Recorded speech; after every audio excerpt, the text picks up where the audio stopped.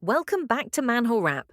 Today we're diving into the world of Blue Lock, the anime where soccer isn't just a game, it's survival.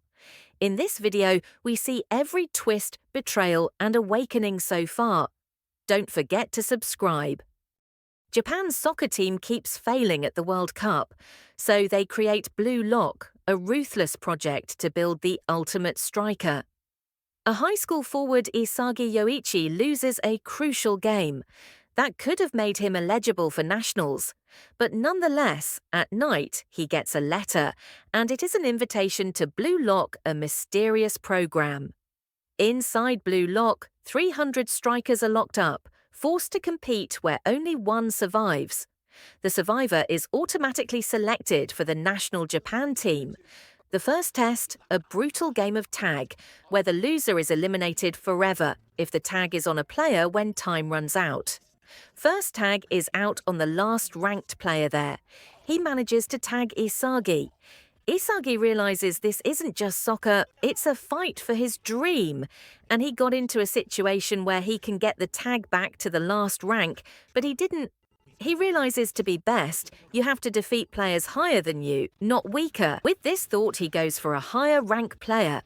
And with the help of the crazy guy, Bachira hits the player so hard, the game of tag is over. He realizes to win Blue Lock, he'll need to crush his rivals with ego.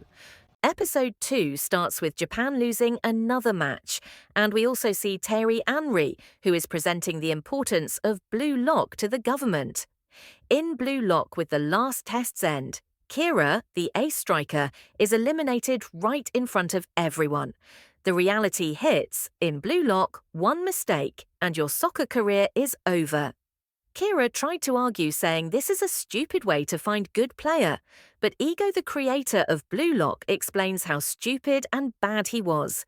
It may not be on his plays, but on his reflex and quick thinking. After the chaos, training starts. Here he meets his eccentric teammate Bachira, the crazy guy. Bachira then reveals his reason for the craziness. He actually follows his monster instincts on the field. And he tells Isagi why he helped him get Kira. It is because he saw a monster with Isagi as well. Ego then explains everyone gets their food based on their rankings.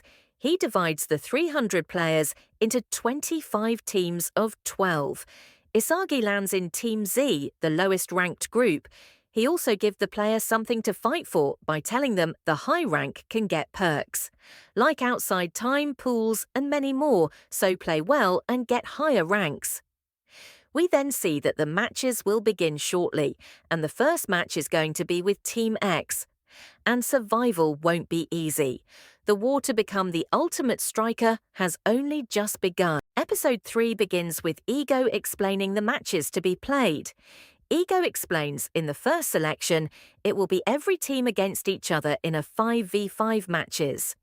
He also tells the top scorer from the losing teams can move on as well. This creates the need to score more goals individually and not just win as a team. Blue Lock's first real match begins. Team Z faces Team X. As the game began, everyone just wanted to goal on their own, and this made the game just like how children's play it for their first time. But all of a sudden, Baru, a player Team X, takes control. His overwhelming ego and powerful shots dominate the field.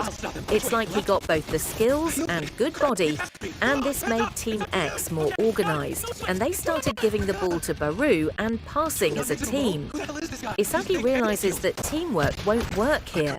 There is no dominant player like Baru in Team Z, so to win this, only ego matter. But Baru manages to score 5 goals already. Still, Isagi is determined. After the 5th goal, Isagi runs all the way to the other end, almost getting the goal. But Baru is on his way, and there is no way of getting the ball past him. But that's when Isagi suddenly instinctively passes to nowhere. But then we realize that was actually the place Kunigami is going to be. He knew where Kunigami was going to be, and Kunigami finally scores a goal for Team Z, but it didn't matter as time ran out and they lose to 5 goals with Team X. Later, Ego explains this to become more than just a zero. You have to use your weapons, the spatial awareness of Isagi, the powerful shots of Kunigami. These are all weapons that one have to use to survive Blue Lock. Ego explains why Japan failed to get the World Cup.